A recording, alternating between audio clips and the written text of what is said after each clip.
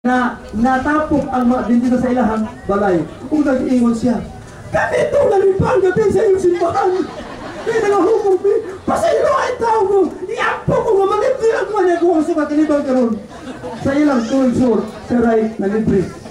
O, nagpapay ko sa atin, basta kay di na ko mapunta somewhere in Northeastern Mindanao Mission.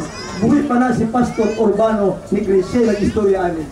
Isuon, not by might, but by my spirit, says the Lord. Isuon, di pakusog ang ako ang buhat, no? Isa ng Diyos, na nagapangutana sa ako, Pastor, nano wala man tayo Seventh-day Adventist Faith Defender? Na may Catholic Faith Defender? Nano man? Ha?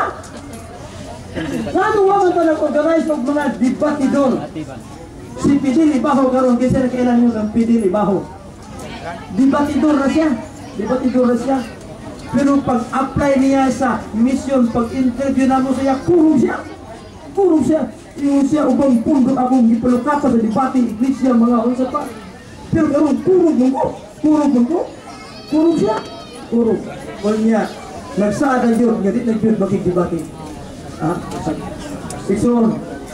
So, ang atong buhat dili tapos ganay sa ato ang kalam. Ngano watay Seventh-day Adventist Faith Defender?